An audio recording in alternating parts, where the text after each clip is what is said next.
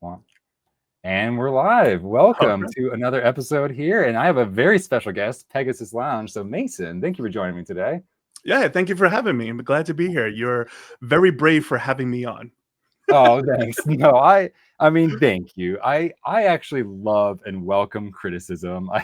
I married a wife who not that she criticizes me, but we are very honest with each other, and that's something that we really Mm, value. And at the same time, I think kindness is something that I am also trying to work into my life. I think being in a relationship, it's also important too. In fact, I've had two ideas for tattoos. If I ever wanted to have tattoos again, besides getting tattoos for my kids, but I think some kind of intersection of honesty and kindness would be something that was just a good reminder for me. I tend towards honesty, but I think that people remember how you make them feel sometimes more than the words that you say. And mm. anyway, I really want to get into your background a little bit, Mason. You know, I mentioned before we started recording, but I'm replaying my favorite video game of all time called Final Fantasy Tactics. It was just re-released like a week ago, and originally came out in 1998. And I can't Right. believe I was 12 years old playing this game with like very Shakespearean dialogue, and it's set in the Middle Ages, and it centers around this story of these two best friends, and one friend is a half brother, but born into nobility, at least by one side, by his father. His name's Right. Ramza, and he is idealistic and wants to believe in the good in people and wants to believe that the people in power are doing the best that they can and not just gatekeeping and actually just maintaining the class differences, which is actually what was happening. And Hmm. Ramza has a best friend who wasn't born into nobility, but is extremely pragmatic and is extremely hardworking and sees the injustice in the world and sees, because he's coming from that other perspective, and speaks truth to power. And he can be very pragmatic, almost to the point of cruelty. But he, in the story begins with a bit of a flashback, and in history, as the history books were being written, Delita, the one who took action and was pragmatic, he was the hero of the story, because he's actually the one that took action and said, no, these people in positions of power are abusing their power. Right. And so much of it is inspired by where we come from. And so I guess with that, I don't know, long and winding intro, I'd love to hear a little bit about your background. Like, where did you come from? You know, you have this YouTube channel called Pegasus Lounge, where you talk about eBay reselling, and you are a professional reseller in a way as well, but coming from a slightly different perspective, while also talking to the eBay reselling community. And I just love to hear, yeah, your background and a little bit, and where you're coming from, and yeah, just a little bit more about you. Okay. So, the word reselling is such an umbrella term, right? That ultimately, it depends on the perspective, because technically you're taking an item and then selling it to somebody else, right? Like you acquired it first, so you bought it, so somebody sold it to you, and then you're selling it. So technically, we're all resellers in this way, right? So the words that we use, it's really important that we are dealing with precise language, right? So I wouldn't consider myself a reseller in the traditional sense, like even from the beginning, because my father was an importer and product developer, and therefore I became one too. But I got into the automotive field, and I kind of stumbled into it in a good way, that when I look back, I realized I, hit all the right notes when I was doing this. And that's why I was initially successful. So basically, the idea is that when you are developing products, right, you're trying to come up with product solutions for people, and solutions that people care about. So when I got into the automotive world, before that, I used to have like one of those pimp my ride kind of shops. I had an upholstery shop. So I did, special jobs for people I was in like Lowrider magazine, Plush magazine, and I could do like these like LV or Gucci interiors for people, like whatever they paid me for. I didn't Yeah, ask questions, cool. and ultimately the people next door to me, they were selling car accessories, and then they started to sell car seat covers because they were also an audio shop. So if they're already doing car audio, they already have the seats out, then hey, how about some upsell of some accessories, right? Yeah. So every now and then I would pass by, and I was friends with them, and we were friendly, so I saw what they were selling, and then I'm like, what are these? And originally I even scoffed at it, because what I do is so much more advanced than just what universal seat covers are. But then after a while, I thought to myself, like, like I could do that, you know?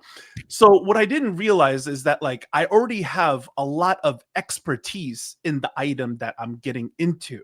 And that's why when I did my take on what seat covers are, it blew up right away, because the current seat cover market at the time was just selling, all the funky colors, right? Black, blue, black, red, black, yellow. And I have custom, customers come in all the time and tell me specifically what colors they want.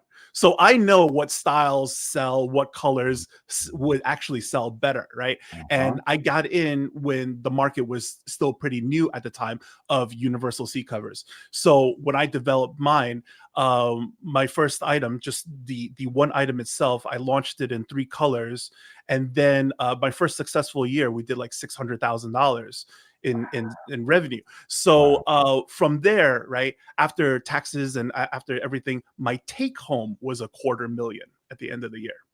Yeah. Whoa, that's great Right. margins. And that's on Amazon? That's selling on Amazon? No, just eBay, because back then, Mm. even though Amazon came before eBay, right? Amazon didn't allow third-party sellers until 5 years into Amazon. So before, we're just all on eBay first, And I'll drop like exactly what my secret sauce is, right? Like when you hear this, it's gonna be like mind blown. Okay.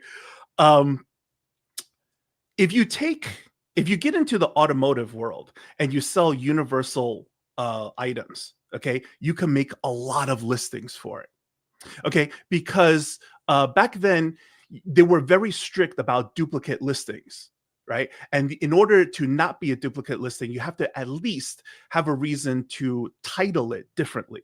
Right. And then back then, before eBay Motors had like compatibility lists, and even afterwards, when they have compatibility lists, it just makes the searchability even stronger. So what we did is that for universal items, okay, we would first look through tons and tons of interior shots of cars to make sure, okay, it looks like it's going to fit, it's going to work, right? Because universal seat covers is not going to work on like a Corvette Stingray, though, who has like like super racing type seats, right? It has to be Cool. like your basic bucket seats. So we made sure that it's going to fit before we went ahead and did this, and then we just started listing car after car after car. So it would be like blah blah blah black seat covers for Toyota Camry, for Toyota Corolla, blah blah blah, and then boom, we had a reason to make 4,000 listings. So Wow. now, no matter how you search, right, it's my stuff over and over again. So it's just like how when you said, I started to notice my Wiimote, but before that, I had to list it in like a whole bunch of configurations to figure out what people like, right? With the nunchuck, without the nunchuck, with the silicone, without the silicone, right? And all at the same time sometimes. Right. Yeah. But if you listed any more than that, it would start to be a diminishing return. But with an automotive item, and if it's universal that it could fit like, X amount of cars, then just go ahead and list it for Yeah. X amount of cars. So basically, I spammed the internet with my product. So even though I only have one SKU of something, it gave me a reason to make thousands of listings for it. Sure. It Right. seems legit. I So mean, if it does, it is for that car. right. It doesn't even it seems It legit. is for Yeah. that car in a way, Yeah. right? Yeah. So ultimately, when you think of like, if you have this Wiimote listing and it's moving like multiple quantities for you, I have thousands of listings moving multiple quantities for me, and that's how we did 600,000 in Yeah. sales with just one item. Yeah. So That's now when you cool. think about doing seat covers, we expanded to car covers, steering wheel covers, floor mats, like all sorts of different kinds of automotive accessories. Now here's Mm. the money question, right? Outside of auto accessory category, where else can you do this? Everywhere. My mind's already spinning, man. You Yeah, get that's what I'm saying? incredible. Okay.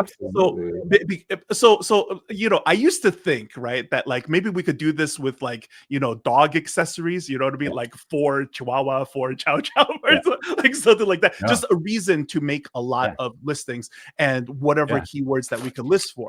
Because Yeah, I got to share you this. essentially, In my industry, what people do is they'll take this basic power cable, it just looks like a uh figure eight on one side, and right. they'll make a million listings. They'll say power cable for Bose sound dock, power Right. cable for this, and it's a $1 cable, but yeah, they'll make a million listings. I've actually Right, seen that. exactly, and then Brilliant. whichever one sticks, because ultimately on eBay, it's free to make a listing, you don't pay anything until it sells.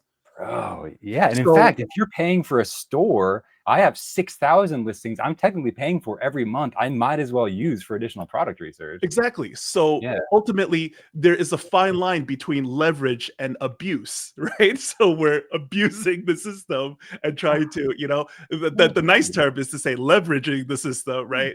I think And you're still offering a product for sale for you're that still thing. It's just offering getting more product for traffic sale. towards It's not you. like eBay doesn't get a cut, and you're still Yeah, within boundaries. So, I'm right? okay. Morally, I'm okay with that for sure. Yeah. That Anyways, was really so fascinating. What a yeah, great strategy, that man. is the combination of both having a item that is product to market fit plus your execution strategy.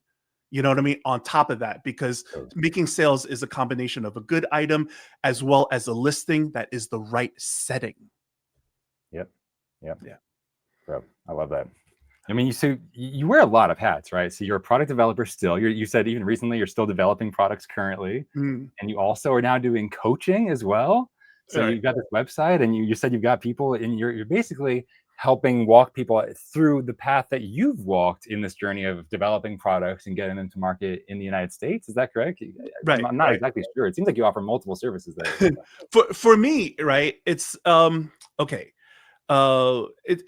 It seems like a lot of hats, right? But it's actually not, because it's the same skill set for everything, right? Whether I'm doing the YouTube or my daily operation or coaching people, it's still, into product development. It's still the same topic over and over again. It's just me taking on different tasks in different venues.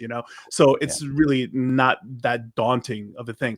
If anything, I'm very critical of people who do too many things.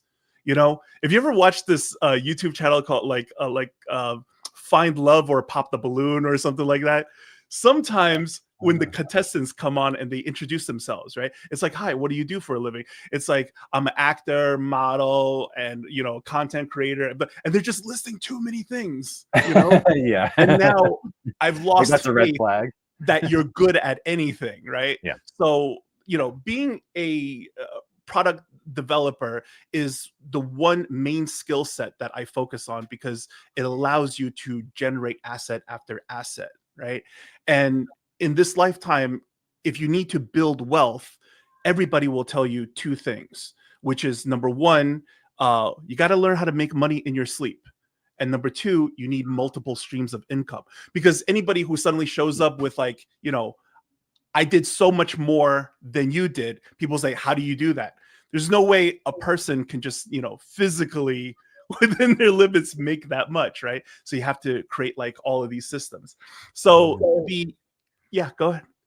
No, it's interesting. You're very much in the entrepreneur mindset of Right. like you need to build something bigger than yourself, which I think is something that we differ a bit in a way where I'm just happy to just develop my skills, hopefully to be profitable enough that I can save some and then my savings will Mhm. pay for me. And I don't really want a business bigger than myself because I've tried that. I didn't like it, but I love that you are coming so strongly from that angle because there are so many ways to get there. And especially these days, you can build a full business even without employees that still does things like you're saying. And even in a way, my business is still making sales at night. I wake up and there's 10 new sales and I didn't necessarily, I mean, I did the work ahead of time, but that's like any business. So I think there's different ways to think about it, but I love your perspective, man. You're so defined in your goals too. I love that. Well, I mean, look, in this lifetime, right? It's all about solving problems in order to trade for a premium. You solve little problems, you make a little bit of money. You solve big problems, you make big money, right? Yep. But in the modern times, with the platforms eBay and Amazon, you could solve uh, small problems at large volume in order to still make big money. You see what I'm saying? So with the Yep. problem that you're solving, it doesn't have to be this genius idea. It could be a very simple idea. But because I can scale, I could do it at volume. Now I can make the equivalent of a brain surgeon. Wow. I love it. And it's like if you believe maybe philosophically, like at the end of the day, you're still increasing or helping the same amount of people in the world, maybe just a smaller amounts, but still over time, it can still make such a large difference just in smaller amounts. But yeah, you're right. Technology does allow you to scale a very Mhm. small task or service that you can offer to somebody or item to a large amount. Yeah. That's interesting. Yeah, sure. Yeah. Yeah. Okay. Yeah. Got it. So in a couple of, do you want to talk more about your coaching? I mean, I know you're like you're working some students through the process, right? Of like developing a product. I think that's really fascinating. I mean, I would watch a reality show about this. You know, I Yeah, I love any kind plan of to. business development show, business turnaround shows. I just can't get enough of them. I found it so, and you're doing it. You're helping people develop a product, right? That could eventually become a business. Well, it should be very relatable because because the people that I'm working with are people who used to be resellers, right? There are people who specifically used to be in tech and sports group, right? Who quit that stuff and decided that I'm going to take the leap into this because ultimately, you're going to do business, you're going to do it right, then you have to spend the proper money in order to generate that kind of momentum. So what we're doing in it's pegasusblueprint.com, right? And people come and then they sign up for a consultation and then I have to evaluate where they're currently at, right? Because in order to help anyone, it has to be a case by case basis. So right now just helping a handful of people because honestly I can't take on more than that. We're not doing like cookie cutter courses where it's like watch these videos, and then here you go and that's it, right? Because everybody's got different ideas and stuff. And the best part about this is that it turns out that a lot of people who signed up, they actually have really brilliant ideas. They just had a couple of bottlenecks in it, which is number one, importing. Most people have not imported before.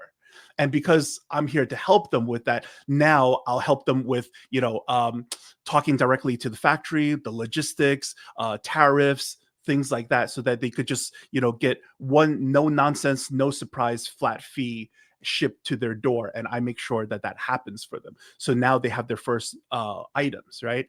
And then I'll also help them with the product launch because you're not doing a reseller listing anymore where you just have to make good enough listings because you have to put up a lot of listings, right? I can't be tied up spending a whole hour on a listing. But once you have, a product that you're definitely going to be seriously selling, then we're going to put tons of hours refining your listing over and over again to get that right setting so that it starts to fly. Yeah, I love that.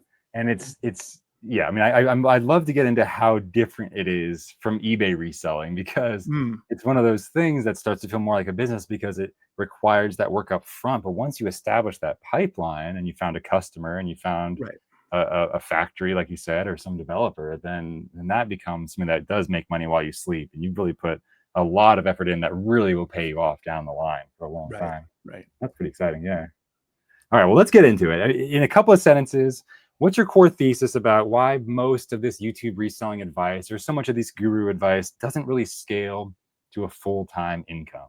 I think that's one of the things that you've noticed. I mean, you're in this Amazon reseller space, and I think people don't realize on Amazon, when you look at your typical Amazon product, it was very often developed by a product developer like you. And that's, you look at some metrics on Amazon, like a lot of these popular items with a brand that you may have never heard of are Mhm. making a real living. And in eBay reselling, it's hard, honestly, it's harder to find. It's harder to find people that are making a full-time living. There's a lot of people talking about it on YouTube, almost disproportionately so. Maybe that's just what the algorithm's showing me. But I find even as I got into the groups and as I started trying to find the real winners in eBay reselling, it's really hard to find people doing it full time. And I think you are really good at picking out maybe reasons why that is. Like, why is it so hard to scale to full time? Well, first, like, what do you mean by like a full time income? Because that's a very interesting term, because normally that would Yeah. be, how much sufficient income for everybody is kind of relative, right? So, like, what Yeah. would that mean, like a full time income? Not having a to need to work another job or have a spouse or a partner that works another job as Mm, well, I guess, and like depending on it in a way that you have a productive and happy life. okay, I'm having a so harder and harder time finding examples of somebody that's like, I don't know. Yeah, I'm curious, but you seem to right. have some insight into it. Okay, so like we said back to Delita and Ramza, right? So I have a very hard set pragmatic approach. If you're gonna get into business, if you're gonna do business, right, the goal is to get rich. End of story. Otherwise, you don't have to do business. Just go get a job. If anything, I was raised that way, right? Every single time I ever told my dad anything like just a little bit doubtful, or I was worried about something or whatever, his attitude to me was, okay, don't do it. Bye. End of story, you know. And lucky for me, I took it in a way like, no, no, no, no, no, no, hold on. I'll do it. I'll, you know, instead of just be like, okay, fine, bye, and then just cut out like that, you know, because everybody who's in the business world is just like what you see on Shark Tank, right? When you waste any one of the sharks' time, they get mad. They get real mad at you, right? Kevin O'Leary is my favorite favorite guy. That guy's my hero, right? Because he's just going to tell it where he is. You, my friend, is where money goes to die because you don't respect it. Ultimately, business is this entity and reflection of yourself, except there's no empathy for you. There's no warmth here, right? You just have to constantly feed the beast. So if you are in this business field and you are not fully focused on efficacy, about efficiency, about making things work, it's not going to work. It's not about your feelings. It could care less about your feelings. And it's a direct reflection of what you put into it. So when we talk about like scaling things, every single thing that you do, you have to think about, does it contribute to the future? It's very simple when we talk about like the common things that we all know. Go to school, go to college, get a degree, and they'll help you determine whether or not you get like what kind of a job and what kind of a salary you get. So all that education that I put into is another drop in the bucket towards my future. But when you think about the sales of what reselling is, it's fleeting. How much does your sales history actually matter? When we think about your business, like selling the video game stuff, right? And then things that, you know, you have a replenishable listing now. You said that like in the beginning, it was slow. It sold like one or two, and then it started to sell three or four, and now it moves consistently 7 to 10 a day. But you had to have had the 1 to 2 sales a day in order to get the 3 to 4. You had to get the 3 to 4 before the algorithm recognizes you to give you the 7 to 10 and just keep you into the front. So there is sacrifice involved, right? Like we have to keep putting it into.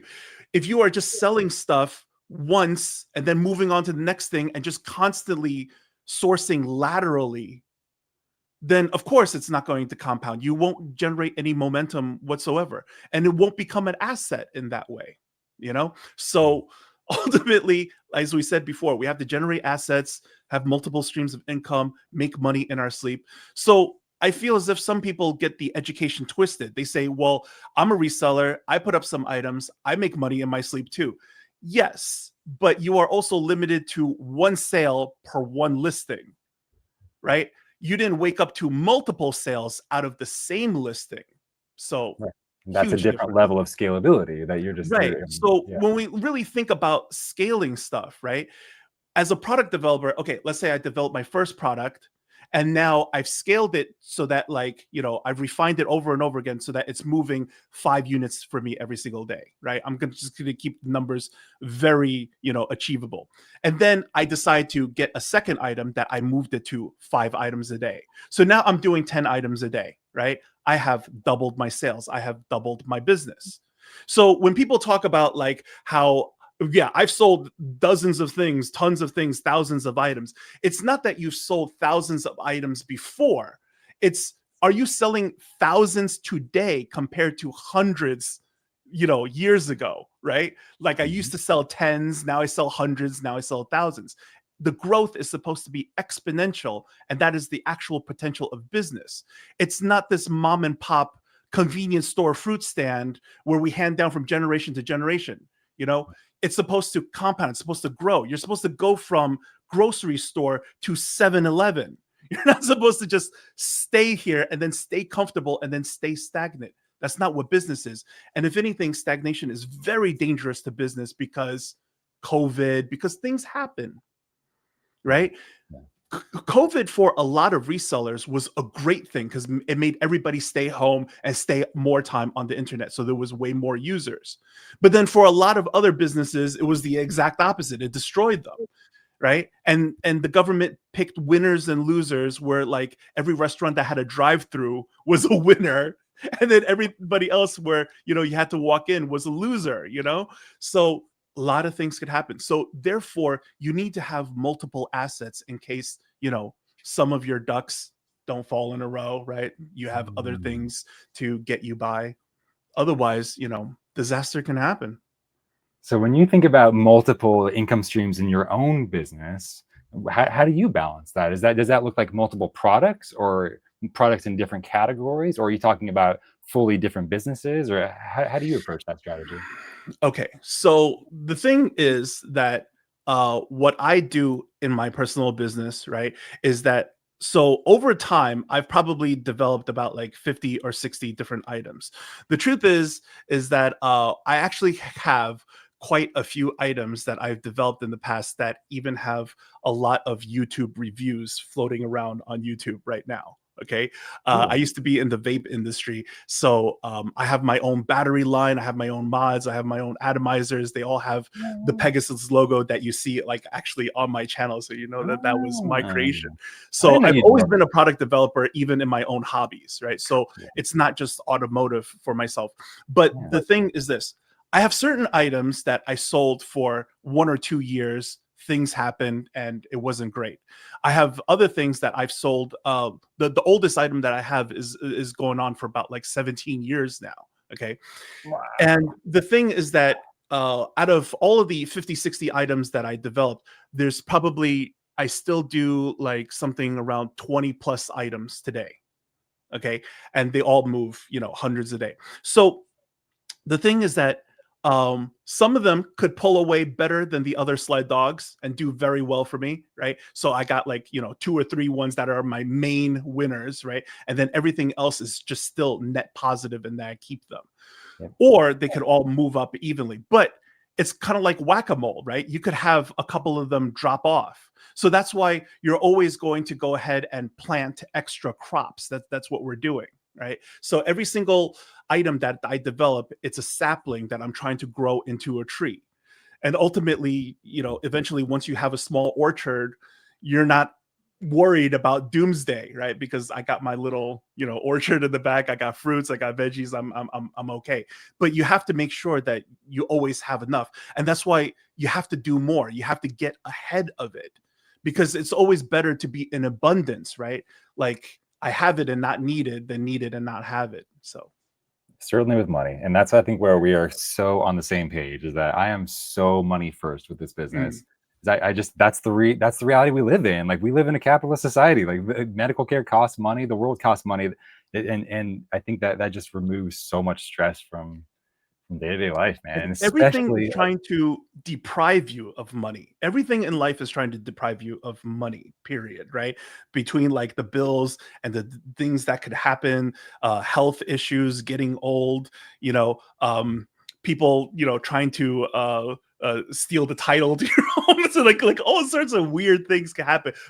Car accident, not even accidents, but just maintenance, tires, it's always another thing that's got to be fixed, right? It's another creaky window. It's another like it's always something. So people are always trying to deprive you of money, right? So it's very important in this life that we have the right amount, because if you don't, then you hear what happens to a lot of people out there, which is like I'm stuck at this job, right? So therefore, I can't get the proper amount of exercise because I don't have the personal time to do it, right?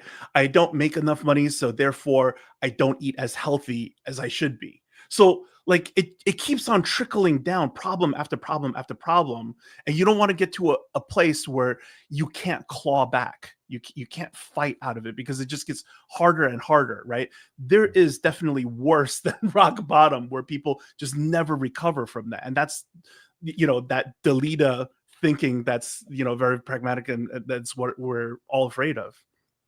Yeah, yes, I'm so with you there, man. So Yeah. yeah, thank you for sharing your thoughts with us, and I'm glad that we're so aligned. I think that I was even just talking to my wife last night, and she identified that in both of us, is that you guys are just very money first in the business. And I said, yeah, it's a business. I mean, that is how I see it personally. That is Mm. my belief, is that I will use that money and be very human. But I think that the way that we look at our business has to be very methodical, because in a lot of ways the world can be cruel and things aren't fair, and money helps. Money helps to equalize things, make it Yeah. more fair. If But you are you also on find the good side. yourself constantly toggling between like the two modes, because I struggle with that a lot, right? Because, from your one business perspective, you're absolutely, dead and cold, right? Because math is math. It works or it doesn't work. So it's going to be a hard yes or a hard no. Versus, when it's the human element, when it's the relationship, when it's the emotional stuff, now we have to be a person and have empathy, right? So we're constantly, struggling in between those two things, right? Because there's a huge difference between me helping you out of my pocket versus, involving the business and stuff. It's got to be very, you know Yes, cutthroat, I've had if close I have to friends. use that word. Yeah. Yeah, and that can really hurt feelings when you bring friends into business and then things are Right. betrayed, and yeah, it's very, very, yeah, it's tricky, man. Yeah, I appreciate that nuance. Yeah. And I think, something my dad told me a long time ago, I always think about it, is that in a way, maturity, true maturity, is just staying with the struggle between these seemingly opposing ideas of Mm. like, yes, business needs to be logical and money needs to be made, but also these are human beings. My customers are human beings, my potential employees, all the people on the other side. Sometimes I forget that when I'm messaging someone and I'm being a little bit curt. And it's important, like, yes, my time is valuable, but also that's another person on the other side, and they're just trying to get their Nintendo Wii to work. And so I can include a little happy face, or like give them an extra sentence and say, I hope that helps, or please let me know. And so Mm. I think it is, I think there's some maturity in staying in the tension of like, it's, yes, this is business, and also these are people, and like they're both equally true. Business doesn't care, but business is made out of people. So like it's almost like they're both true. And but I think a lot of the maturity is just staying in the struggle and like and making sure that we're making correct decisions based on both of those instincts, I think. Yeah, yeah. I don't know. What we do between us and how we interact with each other is one thing, but don't get it twisted between the business transaction. That needs to be black and white. Yeah. Yeah. Yeah. Even between friends, I think things should be written down in contract, and business Yeah. is business. It's different. Yeah. Or Yeah. you end up on the people's court. Yes. Oh man, that show. Yes, I've watched way too much of that show. Right. Yeah. There was so many like funny episodes where like, I let my friend crash at my place and then they've crashed for like more than a month. And now he has like squatters rights. Like it's Yeah. just insane. You know what I And mean? I Like wonder we if used these to be like friends and now I mean that's like what small claims court is for. Like I wonder if that stuff happens a lot where people really feel like you harmed me in some way, but there was no contract. So, or right. even if there was. Well, I think we've talked about scalability a little bit, Mhm. but I kind of want to get into a little bit more of a meta discussion of, a lot of your YouTube content is critiquing other YouTube reseller advice. Not again, Mhm. not necessarily the people. I think you are often really careful about that, of separating that this is not a bad person, but I think that we can separate that. But if you're giving incorrect business advice, this should be addressed. Mhm. So what's a piece of common business advice that you see a lot that you feel like is becoming common knowledge that shouldn't, and maybe is actively harming beginning resellers or people that wouldn't know better that you see out there on YouTube? Ooh, okay. So this is going to be jaw dropping. The word is consistency. Okay. Consistency and the whole, staying the course and the motivational speeches and stuff like that. It Mm, is the most damaging thing that all of the reseller channels are. I'll call out all of them. I don't care, because the thing is that if you're preaching consistency and motivation towards the wrong strategy, then you're hurting everybody. That's ultimately what it is. If I had to sum it all up real simply, right? When has it ever been better to sell things one listing at a time versus selling multiple quantities out of the same listing? This has never been true. Yet all reseller content out there, right? Not all, but like a good 90+% of it is about arbitrage reselling. So again, we come back to talking about using precise language here. When you talk about arbitrage reselling, whether it's your carry at home, your tech and sports, all of these gurus that talk about this stuff is what? Preaching people to do sales one at a time. Now, I'm definitely with it in the beginning when you don't know what you're doing. You got to pick a couple of items from home, thrift a little bit. But once you do like videos of come thrift with me over and over again, you can see that like your heroes and the people that you follow, like they're in stagnation themselves. They've never evolved beyond arbitrage reselling. If anything, that's exactly your origin story. I used to do right. I like when I asked you before, right? When you have to go get in line at the thrift stores and stuff like that, you'd be like, I had to be there at like 7:15 in the morning, right? And now I have my vendors, I call them, I have stuff delivered to my house. You're not an arbitrage reseller anymore. You know what I mean? So when you think about like what Macy's is technically a reseller. It gets it directly from the brands, and then they had a department store. A department store is technically a reseller, right? But they're not doing, just one item at a time. It's a DD's discount. It's not a TJ Maxx.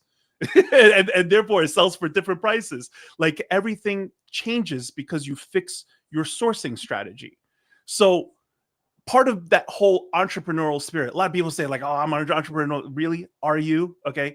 Because to be an entrepreneur means to be a go-getter. You got to go make things happen.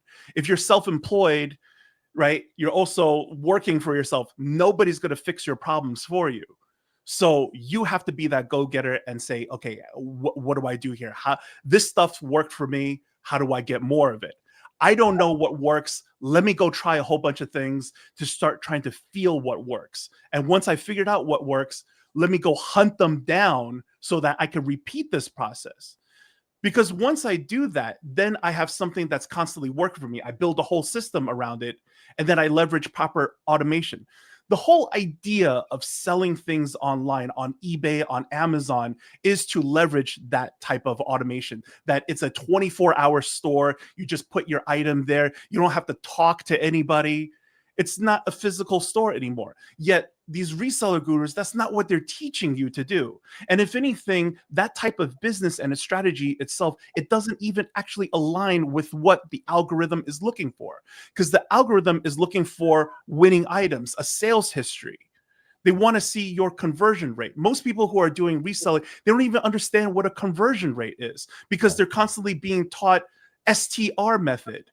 But an STR method is just a bonkers idea because the way you do that method is the combination of a 90-day snapshot of the past of what some strangers sold versus newly listed listings by other strangers. And somehow that's supposed to correlate.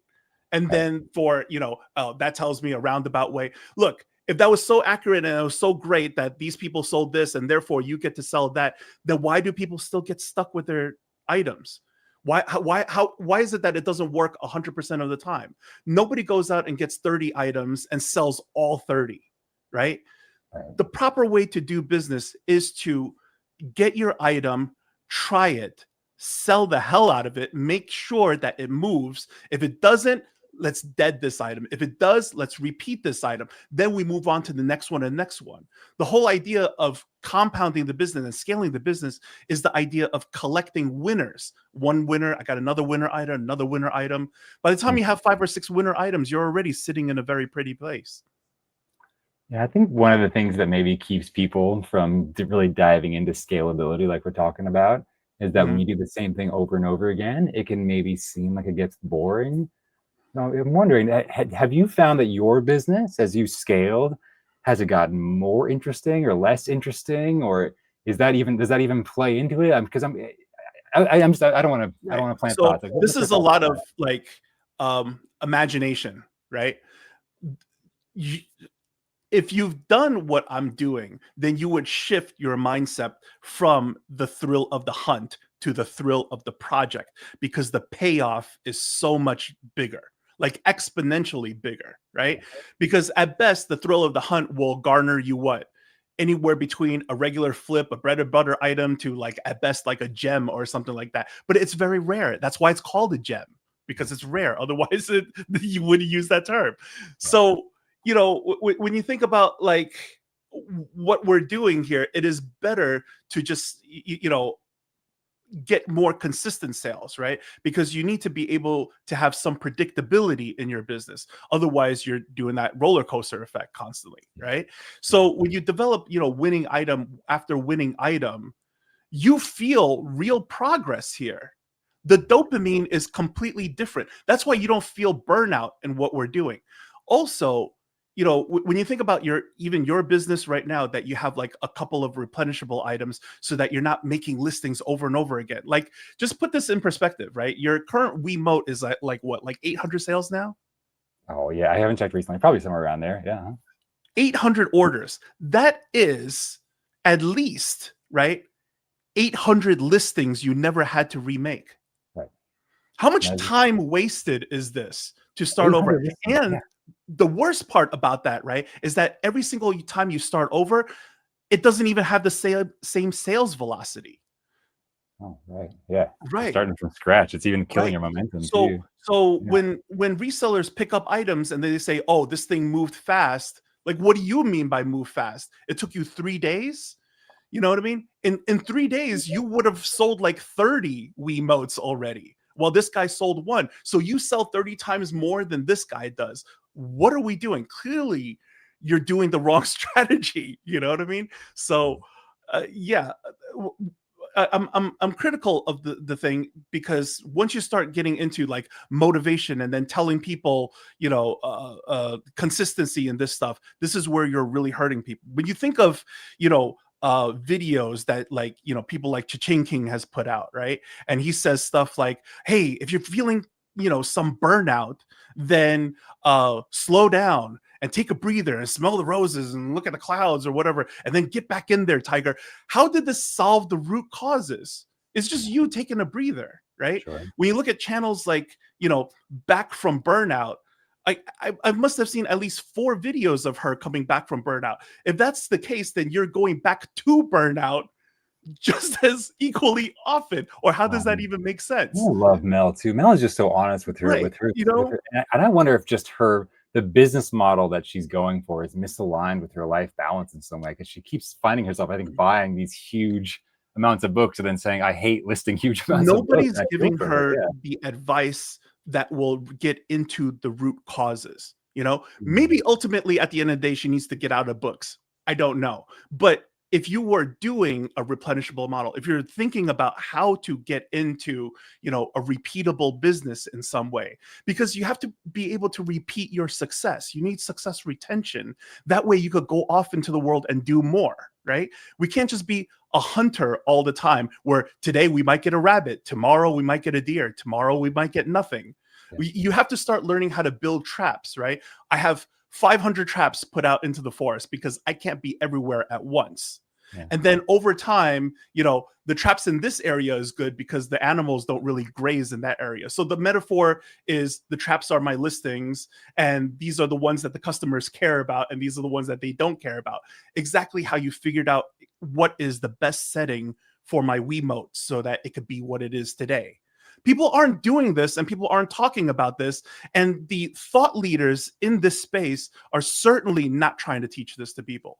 Because once you're able to level up beyond this, you don't need them anymore. And they personally themselves, even though they know what the actual answers are, they haven't done the more advanced things in order to be able to speak on it. Man. Yeah. It's man. And I I know think we're I'm all already. out here struggling. I think where it crosses the line for me is where people start taking on that role of the guru, and that's something that I'm very sensitive to, and I think that you're very Mhm. sensitive to as well.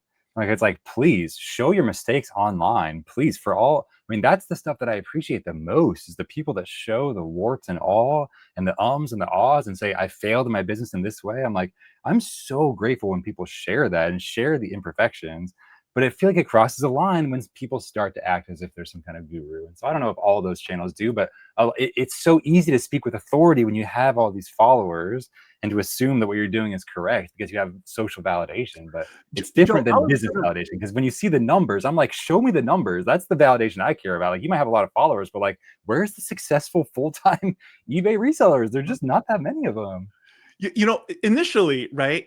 I didn't know too much of what you were about. You commented on some of my videos, and that made me want to go look at your videos, right? And then it's when I saw your video, and then when I saw your numbers, then I'm just like, what are you doing? You're doing something different, because these are not typical numbers, right? And then that's when ultimately, like, what you're doing with the listings and the semi-replenishable, if anything, that was my investigative journalism that brought that out. You Sure. never actually even talked Verified it. about it. Sure, yeah. Yet in my mind, you are actually one of the more qualified people to actually speak on this, because you have the results that that make this happen, right? And if anything, the strategy that you're doing is a bridge between reselling and full on replenishable. Ultimately, at the end of the day, like what I do with private labeling, being a product developer and importer, it's simply the final solution to what sourcing can be.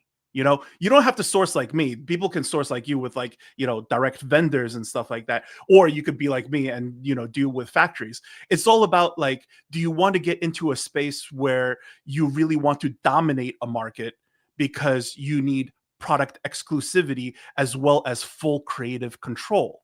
See, right now, you're doing well with the Nintendo Wiimotes because you have a better positioning than other people, because everybody else who was reselling Wiimotes didn't bother to make it a replenishable listing, right? And then therefore it could start to snowball. So you have the momentum going on. And honestly, I've said this on my channel before, right? If at any time you run out, because of the conversion rate, like let's say you're doing 7 orders every single day, if you run out for a week, you just lost 49 orders and you know it, Mhm. right? It's not Yep. like when you're a reseller and you just have one of everything, you don't have any analytics, you don't have any meaningful data, right? Did I lose sales? Did I get sales? Would it have done more if I had more? Who knows? I don't have more, so then I don't think about it, and then I just keep going out and just keep trying new stuff, Mhm. right?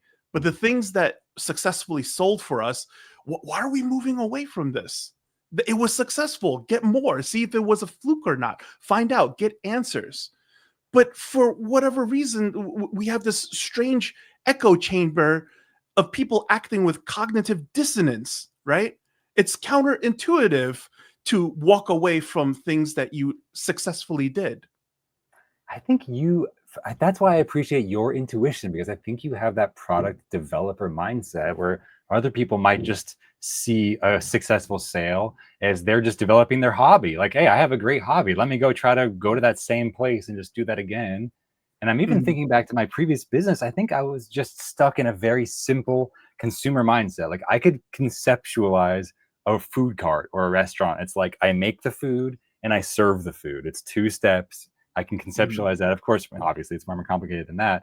But when you start talking about product development, I think some people's eyes cross. Like, you got to do this, this, this, and this Right. before you ever make money. And honestly, eBay alone is hard enough as far as like delayed gratification for a lot of people, right? If you like step back and recognize the population that we're talking about, of just like the general person, it's hard to put all that effort in and then sit and wait and not be antsy and like want to drop the price the next day by 50% and just like and to let it develop. So it's hard, yeah.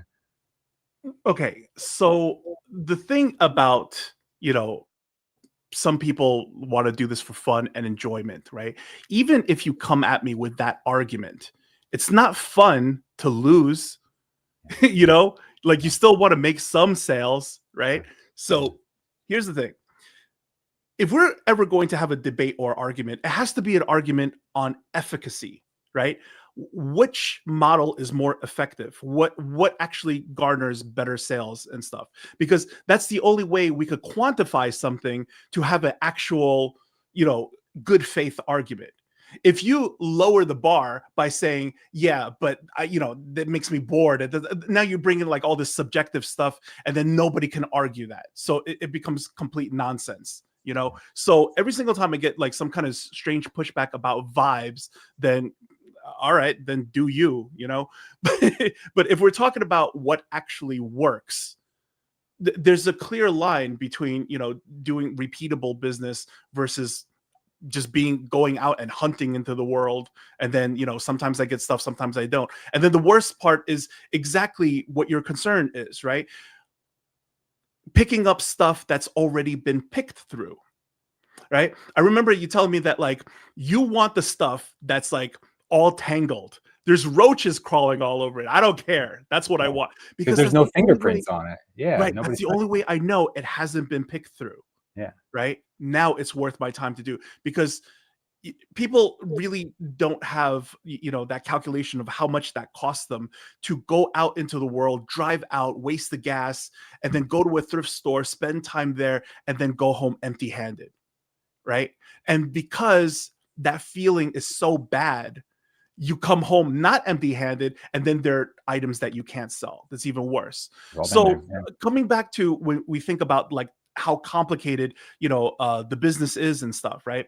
I think people get hung up on the idea of thinking about things on paper. What reselling is just 4 simple steps, right? Sourcing, processing, listing, shipping.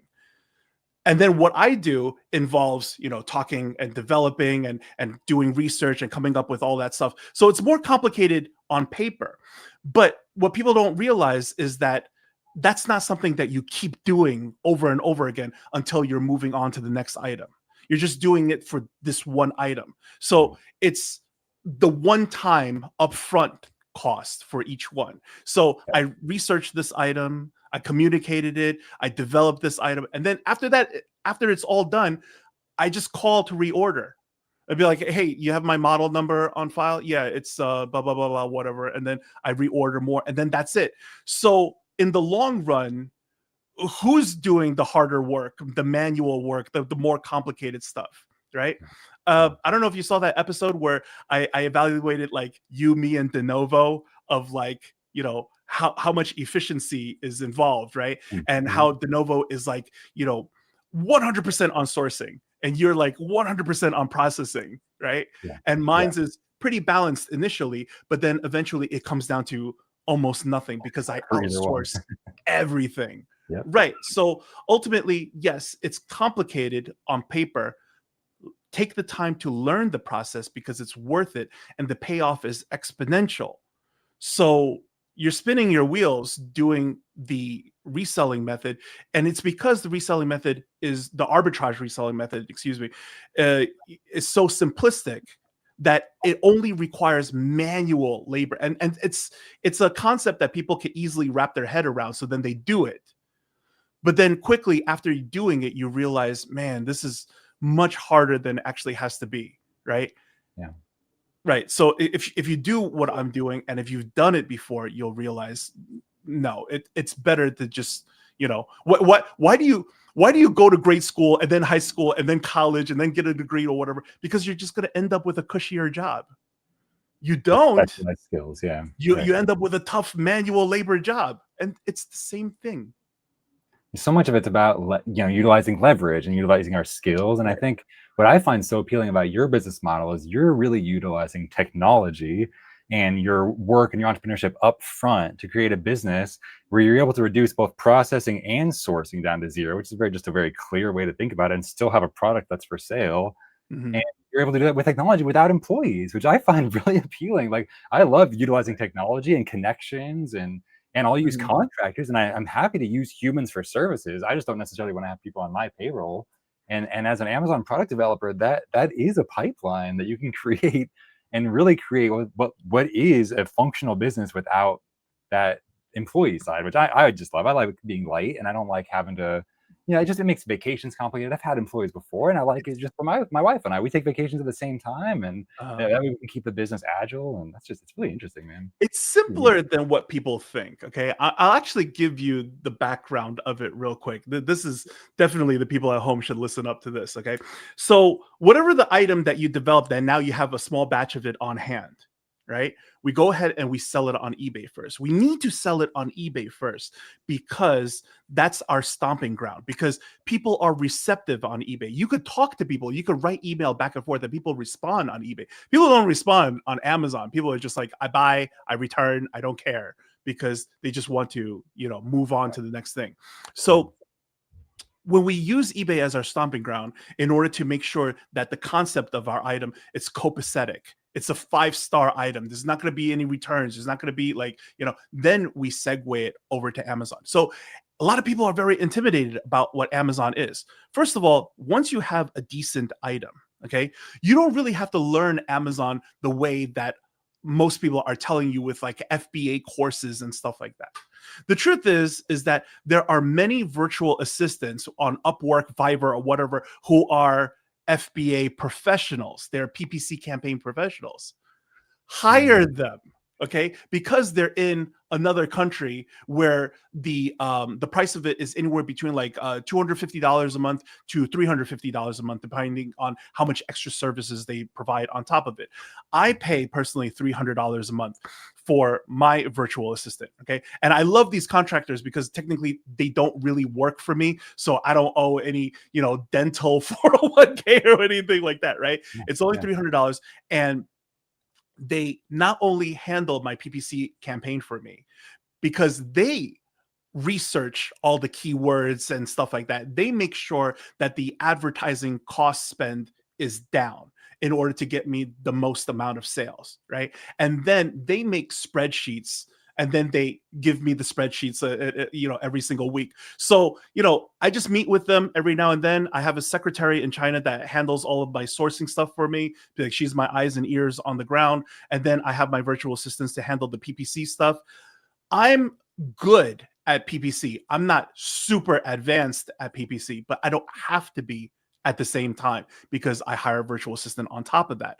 Now, once you have a lot of items running and they're handling a whole bunch of items for you, the money that you make well covers all of that stuff. So basically, what makes me a professional at this, right, is because it's just like a boxing match. It's just like NASCAR.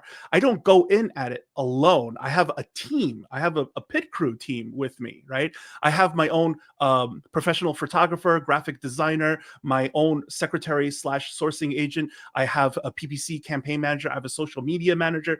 These are people that I talk to, and then, I just back and forth with them. So when you ask me a day in the life of what I do, right? Because my job these days is far less about physical labor and far more about decision making every single day. I only work something like 3 hours every 2 days, like kind of like staggered, because it's really more about monitoring, and there's nothing to do unless there's a problem. So the rest of my free time, I'll develop a new item after a new item. So as far as my daily life goes, right?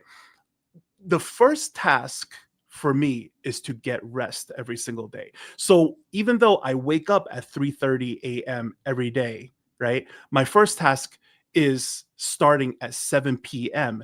every single night. Because because quality work begins with quality preparation.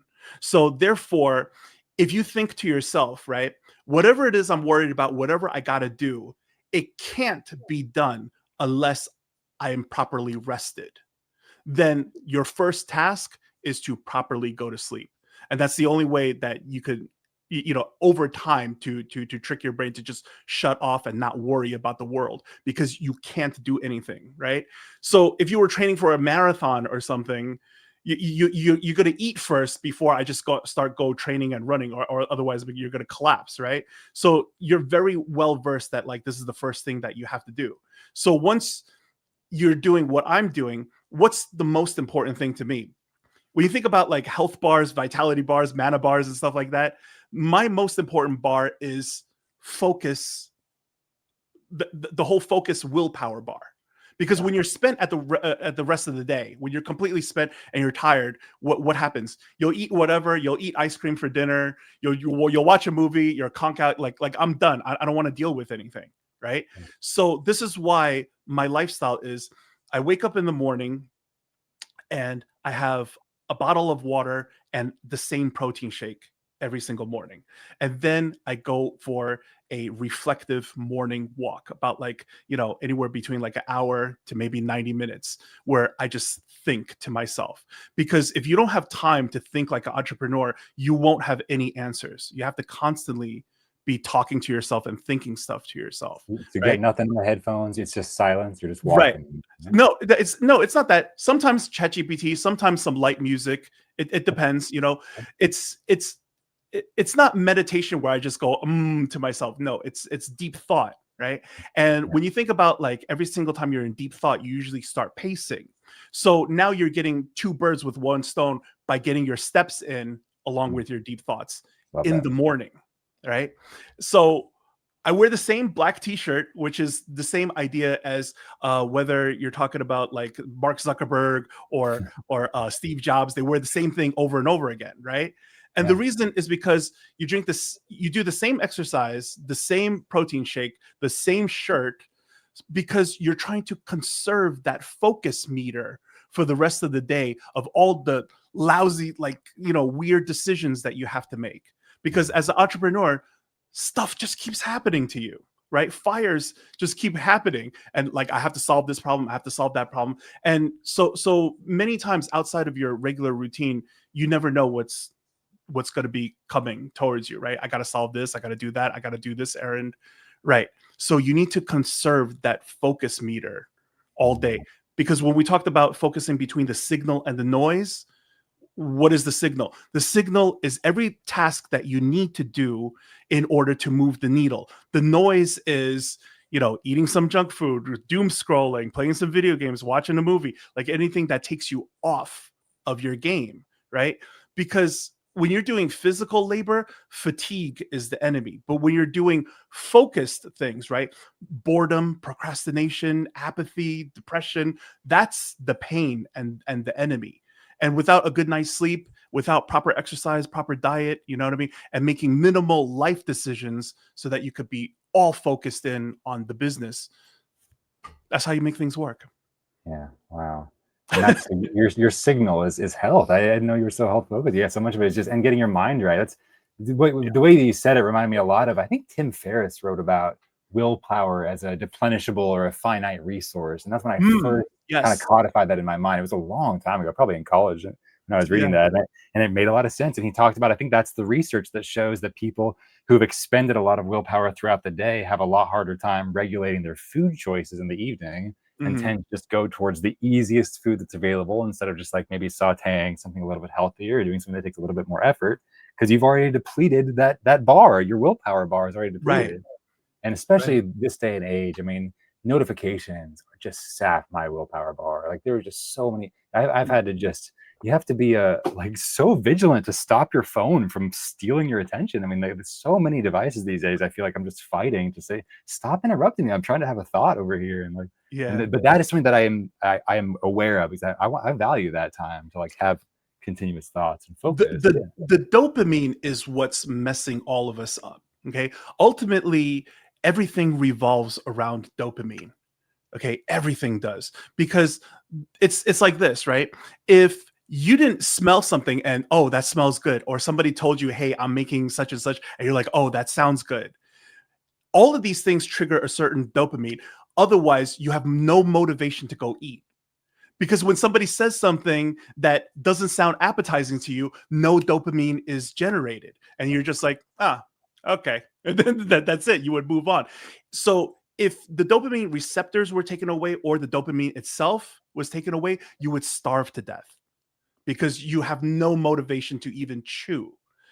So when you think of whether it's alcohol or drugs, or like everything, okay, it's not just the chemicals of what they do in our body, it's the large amounts of dopamine that it generates. So everything, when your phone suddenly dings, like every single signal, every doom scroll, everything that it starts to wear at you.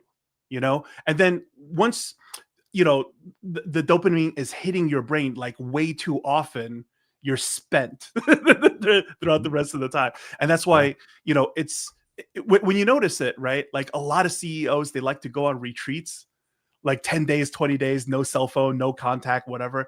It's because they need to reset that, because if they don't, they lose the motivation to keep running that CEO Fortune 500 company. It gets too much, Mm. because it's a lot of sacrifice to do that stuff, and you just can't be sacrificing all the time, because then you get resentful. Yeah, it might just be the CEOs that have the financial means to do it. I feel like a lot of parents could Yeah. probably use a 10 or 20-day reset to get their mind back because they're being constantly bombarded by things. But there's a lot of Mm. parents who just can't afford to get away like a CEO. But yeah, but to see that pattern in the winners makes a lot of sense. Yeah. Do you have any skills or any tips for maintaining focus as far as managing your technology, or are you on or off social media, or like, how do you handle all that stuff? Mm. Yeah. So the thing is that, uh, you know, everybody, look, you're freshest every single morning when you wake up. Okay. And then you have to dedicate that golden time to something. So Mm, whatever it is that moves the needle for you the most. For me, it's about having focus, because there's nothing worse than, look, I'm a human being. There are times where, like, man, I got to watch these YouTube videos because I have to study up, and man, I don't want to watch it right now. Like, it's just not in me. You're just not motivated to do it, right?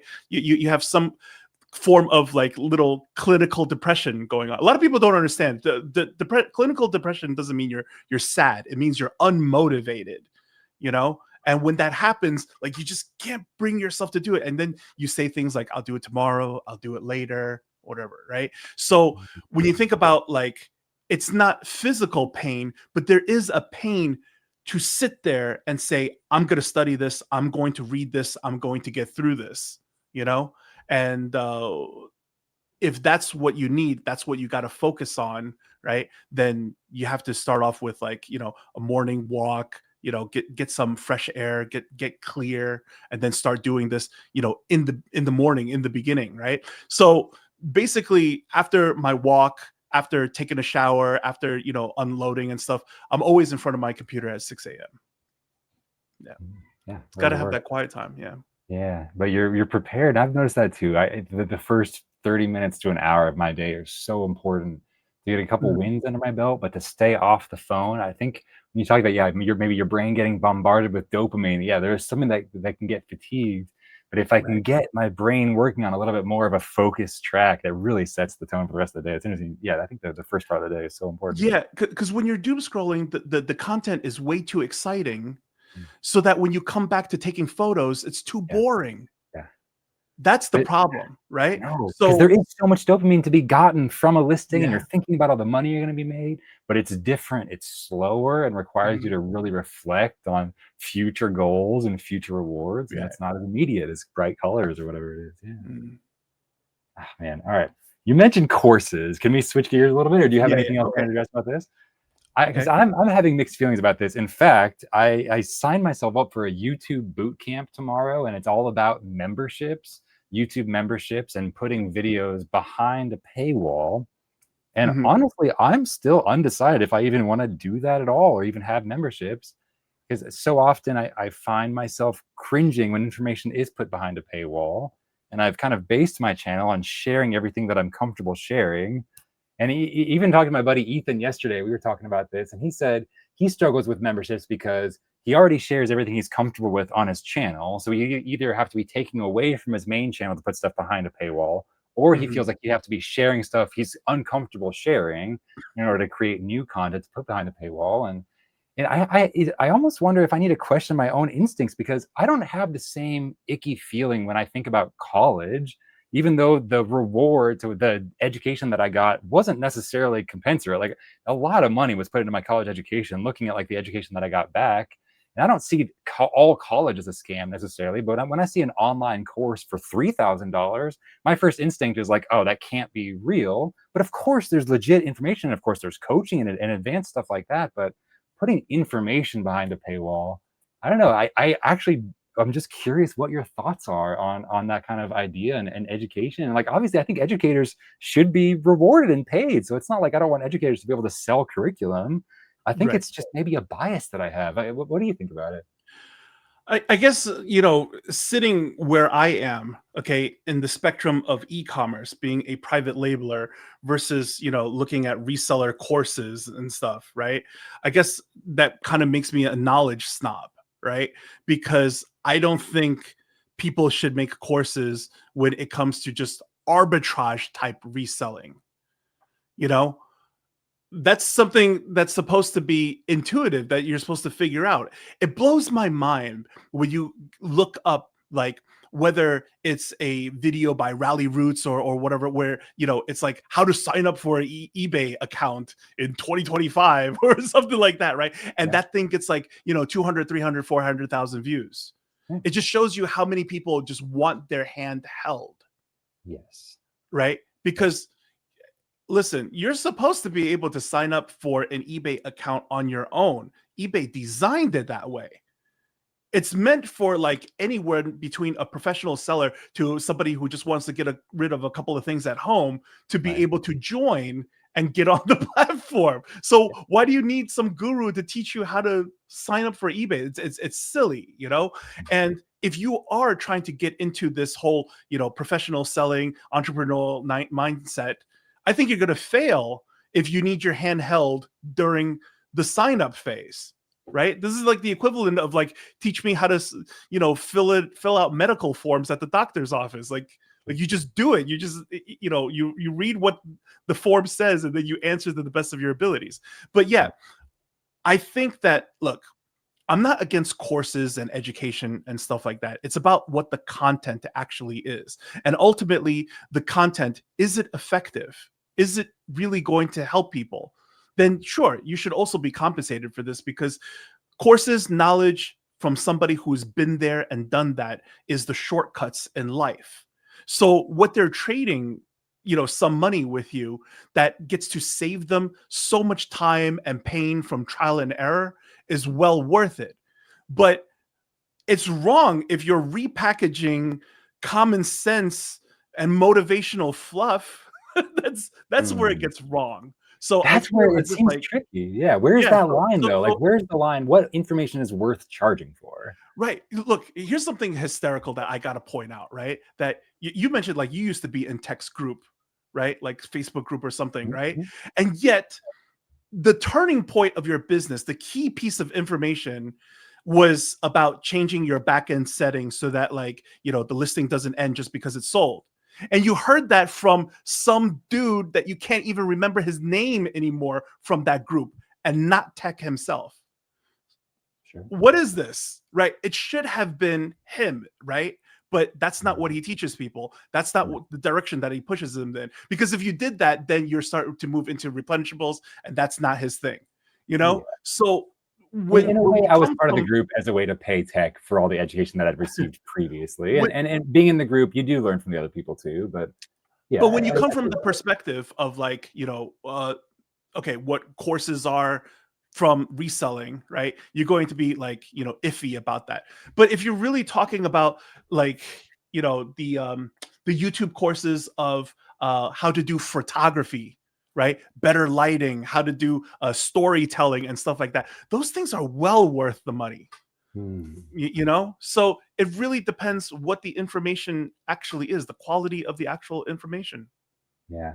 Yeah. It seems. Yeah. Yeah. It seems tricky. I'm gonna. I'm my current idea is that I will be making short, very informational videos that I probably wouldn't have been motivated to make otherwise. Simple Mhm. videos like how to test this console in 2 minutes or less, or how to do a full breakdown or diagnostic of this controller as quick as possible. And maybe, but then I'm like, if I'm making useful content, should I not just put that out in the world? I don't know. There's no shoulds. It's not like an artist is required to put their stuff out into the world for free because somebody might enjoy it. I think you're allowed to get paid and even charge for your work. And I'm having a hard time finding that balance. I want to really be morally aligned with what I'm doing. I'm just having a hard time figuring out I because know I know people that's will going to want to motivate me. watch, right? I know people will want to watch you speak on how you developed your vendor contacts. They want to hear that story. And Mm. if we're being honest, are you comfortable sharing that information? And No, because at no, the no. end of the day, right? See, this is the thing that, like, when I started my business 20 years ago, right? So if I'm, like, say 5 years into my business, you couldn't get me to do a YouTube video. I'm not talking about my business because I don't know what I can really share. It's not even about, like, what would be helpful or not. It's rather what might be detrimental to me. Like, I don't know, like, if I tell you whatever and then you figure out the rest, then I Yes, don't want that. I don't want to have a hand in my own demise, right? So, like, yes, I'm not going to say anything on it. It's not like now that I know what's redundant and what, we could look back on, and what I could share with everybody else that would help them on their path, so that like it's a little more, they could tune it to what they're doing, right? Mm. Just like earlier when I said, like, what my initial reselling strategy is for the seat covers and to list it for like all sorts of cars, it's because my category allows for it, Mm. because there's so many different cars, makes, and models, so it gives me a reason to do so many listings, right? So again, we come back to, it's the quality of your strategy, Yeah. And it's hard to know before you buy a course how quality it's going to be. And when so much information is Hmm. available for free, and it's freely available these days, from a consumer side, I'm just always so skeptical. Like, why are you charging this? Couldn't I just look this up myself? And typically I have. But I think that the steelman argument for somebody who is an ethical course creator would be to say something similar to what you said of, I'm saving you time. I have got this experience. I'm going to consolidate what you need to know. But Yeah. I could even see that being something as simple as, like, instead of having to Google, how do I set up an eBay account? Just buy my course and I will take you from start to finish. If it was packaged in a way that actually saves people even a few minutes during the sign up process. But I don't that's know. just the Where's, yeah. progression. Yeah, but that's just the progression and the luck that everybody has to go through, right? Like, I can't just expect people to just stumble on my channel. Maybe they will, see text channels first, and then they'll join their group, and then they'll join it for a little while. And if you watch the video that Big Yumbo did, right? Ultimately, that's the same thing that he said. He used to be in text group, and then he got in, and then he realized that, okay, he's just repeating himself now, and there's nothing else to learn, and then he got out, right? So that's what you had to go through, because that's what you stumbled on. That's the roulette. That was the luck of the draw. I So mean, if I you, knew tech was consistent. That wasn't necessarily my critique. I would say just it was more about, I was hoping I would find way more full timers who I could like really relate to in that group, and maybe people just aren't sharing numbers. I'm not sure. So tech is consistent. He'll say that. He'll tell you straight up, I'm going to say the same thing in every video. Like, I'm not, right, that's fine. So he's not. right, and that's Yeah, what he said, right? Like yeah, he extracted as much value as he could, and then he got out, and yeah, end of story, yeah. So if anything, that might be the path for you, right? You come onto YouTube, and then you're like, hey, how can we make some money? Let me type in something in the search. Let me type in, what is this about eBay and stuff, and then you're going to get like 99%, reseller conversation, until maybe one day you stumble on my channel, and then I say something different, and either, it's going to trigger you, or it's going to resonate with you, one or the other, because, I'm not in between for Yeah. anyone. It's either going to be one side or the other. I know that. Have you ever done membership content, or you obviously have done courses? Like, how, yeah, how do you feel about it? Do you enjoy that side of the business as well? Do you see that as one of your It's income streams you want to keep developing? it's the money that you get from AdSense and all this stuff is pizza money. Okay. The Pegasus blueprint stuff, I genuinely just priced it to compensate a little for my time. And the truth is, I can't even take on that many people. Yeah. And I actually plan to drop a video to announce that we're going to close the portal for a little bit, so that like I could give all these people the proper attention, and then we'll open the portal again for other people to join after, like, I helped all the people in the beginning to get from point A to point B. But it's not really a business. It's really just an open service to everyone. And I've also noticed that, because there was a couple of people that I mentored for free, because they reached out to me even before I did any of this stuff, right? That I don't really talk about. But some of them were good students, but a few of them, what happens is that, like, if you don't charge them, then they shoot the breeze. You know, the moment that like you tell people, hey, this consultation is going to cost you X amount of money or whatever, right? Everybody's all business now. And it benefits everyone, because then they also take it seriously. And then 45-minute consultations remain within 45 minutes, right? And then when it's not, people just, they just want to hang out and talk about other things. And there's no sense of urgency. And really, to make business work, you need a certain sense of urgency, right? If anything, you made this business work because from, when after the food truck thing or whatever, you're kind of in a position where what? you can't fail, right? I can't take no for an answer. I got a couple months. I'm going to be a manager at McDonald's somewhere. Right. Yeah, exactly, You yeah, didn't fail because you can't fail. And that's the right mentality to have. yeah, Right. So yeah. how do I we mean, induce that kind of mentality without putting us in an actual rough spot? huh? That is another tension. That's a Right. good one, right? Because Yeah. I do feel like at times, like I'm using eBay as my form of funneling. Like I'm fighting for my life. I'm fighting for my family's future here. And Right. but it's, you don't want to like be causing anxiety to yourself. So that maybe is attention, but it's dead serious. Mm, I think you're right. I think when a lot of people are talking about their business, they just want to talk about business. They want to feel like a business owner, and they don't realize, and they're not playing the same game of like, no, this is life and death. Like I do yes. feel this way when it comes to money, when it comes to a customer trying to scam me or something. Like I'm like, no, this is my family, this is my retirement, this is my kids' college fund, and whatever. Like, no, you are not. This is life and death for me. So I'm dead serious about it. I'm with you on that. Yeah. Yeah. Yeah, But personally for me, right? Uh I just want to get like big enough not to be sued. That's really what it is. You know what I mean? yeah, Like, I just don't want to get big to the point where it's like, yeah, they're a household name brand. Definitely, we're going to try to, you know what I mean? Because those people start to line up because a lot of the bigger corporations, including my own father-in-law and stuff, man, he's got lawsuit after lawsuit like lined up constantly of ugh, people like, oh, your trademark is my trademark because I trademarked mine like, like dude, some odd 10 years ago or something. Like there's just people lined up and they're professional lawsuit meal ticket people, you know what I mean? yeah, Because yeah, they're at that size, right? huh. That's what I'm afraid of, So if I get bigger, I want to be incognito. Dude, that's another area we're totally aligned. I want all the wealth and none of the fame. I'll Right, take right, that all exactly. day. Yeah. Right. All right, I got a couple more questions for you. Okay. You've talked about how a lot of people on YouTube are kind of selling the dream and are not really being transparent about their margins, about their numbers. And I'm kind of wondering from my perspective, like, how can I be better? Like, how would an ethical YouTube content creator who sells on eBay like I do, like, what numbers should I be showing? Like, what do you think would be Mm, helpful? What's helpful for validation? What's helpful for education? Like, what do you think people are nervous to hide, or what do you think people should be sharing if they're going to try to do it the right way?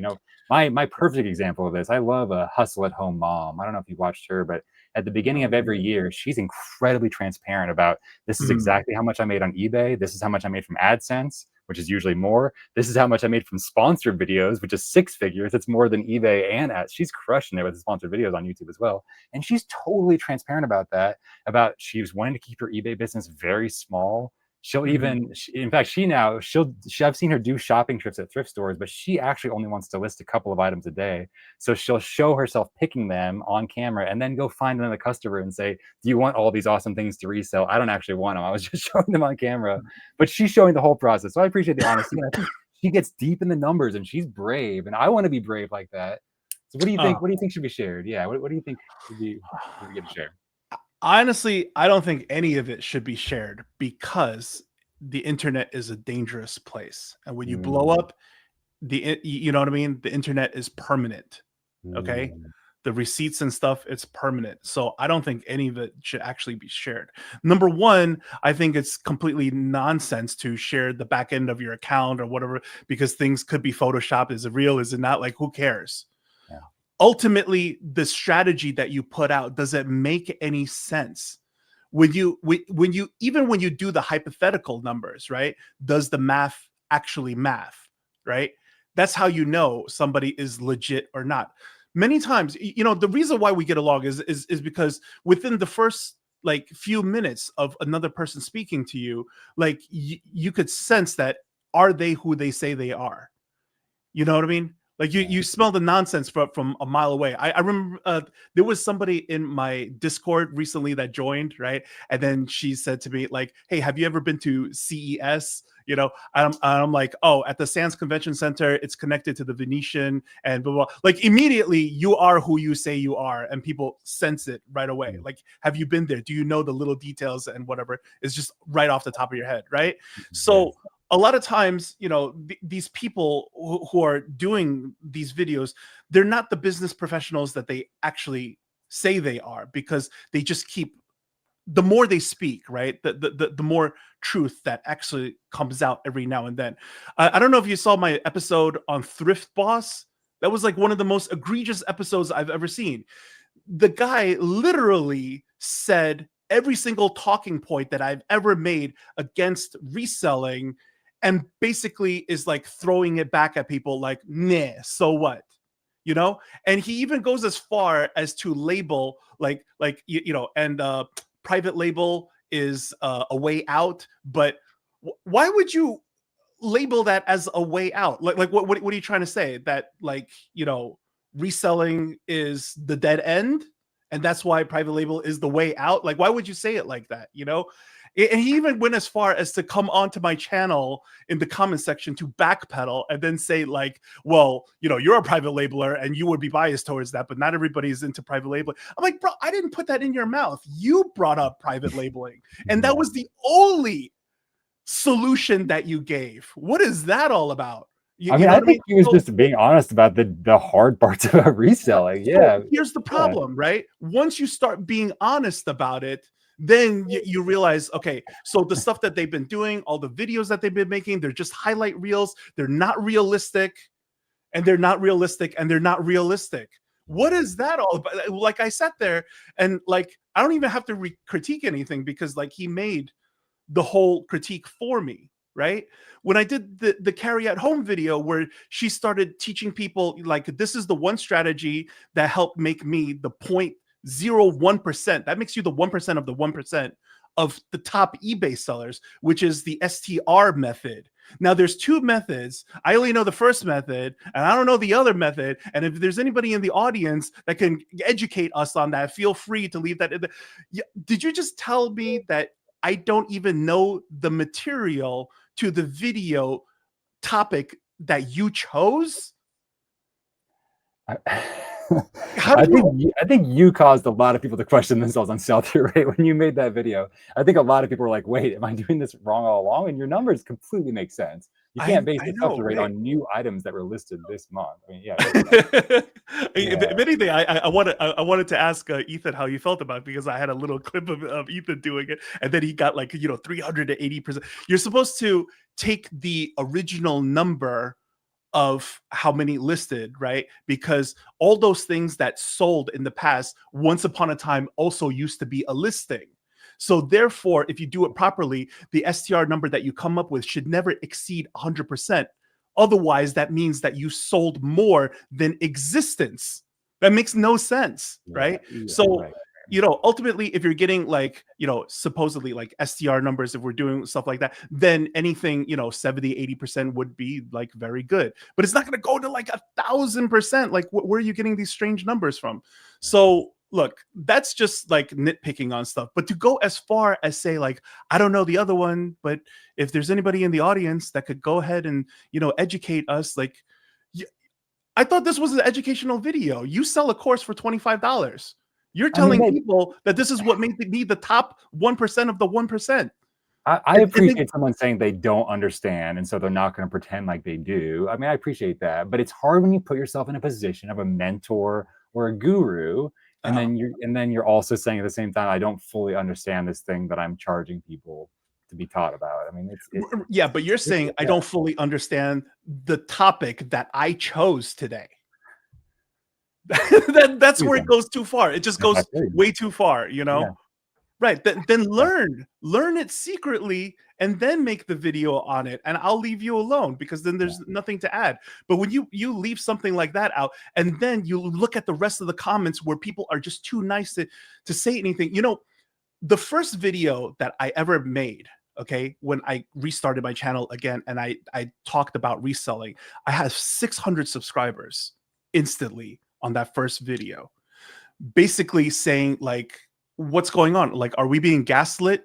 Like, what is this reseller content of telling people to do stuff one by one, as if it's not tedious, as if it's not, repetitive, and just starting from scratch over and over again? And a whole bunch of people resonated with this message, because there was no place for them to vent and speak freely. So a lot of the comments on my channel is just people saying things that they just weren't allowed to say anywhere else. They're not, just angry and hateful things. It was, I thought I was crazy this whole time because everybody's saying, "Oh, good information, great video, et cetera, et cetera." And I'm just sitting there. I'm like, the math doesn't math. This doesn't make any sense. And I'm just like one of the first people to just make a video and just straight up like, say it is what it is. It doesn't add up. I think we think we need your voice in the space, man. I'm glad you're around, because I agree. I don't see that model being scalable in the way that people talk about it being. Going to thrift stores. I mean, Carrie at home and her husband both work all day, all week. That's a two-person operation. They're making it happen. That's Yeah. not typical to have. I mean, her husband goes out and sources all day, and then she's Mhm. home also running the business from home all day as well. That's a Did you watch lot. that video when she did the Tech and Sports challenge of Mhm. like, and then Yeah. she tuned it down a little bit and then just did 80, where like it's like I listed 80, I sourced 80, and then that one. Yeah. If you calculate the math, right, that was a 16-hour work day. Yeah. You know what I mean? So the attitude in the whole comment area is a lot of praise, like, "Oh, that was amazing." You know what I mean? You did the Ironman. And the truth is, why would you do that? That's the actual proper perspective. It's like, why would you kill yourself every single day? You did Yeah. 16 hours? What? Yeah. Yeah. There's easier ways to make a living doing 16-hour shifts than that even. I mean, if you're willing to Yeah. do that, you can make serious money. Yeah. Yeah. I'm with Right. you. The goal is like, how do I make more money doing the same amount of work or less amount of work? Because I want the sales to compound. I want exponential growth, you know? And if anything, I would quantify that with you, right? That what you're currently doing versus what your average reseller is doing, right? You have 4 times the result in gross sales than your average guy, right? So right now you're doing like, a little over 1,000 a day, right? Like sometimes 1,300 and stuff. So that puts you close to around like $40,000 a month, right? So 20 to you're looking 40. I at, mean, 40 is my peak. 20 to 40 is typical. Yeah. yeah. So you're looking at like 500,000 a year. You know what I mean? And you've never actually said it like that. And that's why, it's for me, it's like if people only knew, right? Like what you're actually doing. And Yeah. yet you're this happy, sunny guy who's just like, hey, this is just what I'm doing and what it works for me. I'm not going to tell you about your life and, Mm. and so stuff like that. I think the attitude is excellent because just because it's what's working for you, right? You're still humble enough to say, I'm not going to come out and I'm going to start telling everybody what to do and this is the right thing or whatever. Yeah, and a lot of it was built on stupid 12-hour work days where I was doing a lot of stuff wrong. Like, Mhm. I'm not proud of that. I'm not proud of like a lot of the stuff I did early in business. It was part of the journey. Like, I guess I'm proud of the fact that I put in the effort and I learned from it, but it wasn't ideal in a lot of ways. And But I that's what love it how focused you takes. are on it's like using technology to get leverage, or finding your leverage, wherever it is, right? But like Mm. making your work more is just like such a focus for you that you're able to apply to every step of the business, including the listing side that I think a lot of people on eBay, I mean, eBay does allow you to sell to a worldwide audience. You're able to scale your work in some ways more than a garage sale, maybe with a single price tag, but you're just able to see all these other steps along the way that people are doing one by one. And I think a lot of the reason that I went and I was able to forex my own results over the last few years was just reducing my sourcing, like you said, nearly to zero, and then improving efficiency overall, little things, Right. and then the sales velocity, like you've really been able to point out, of like building sales velocity on these repeated items.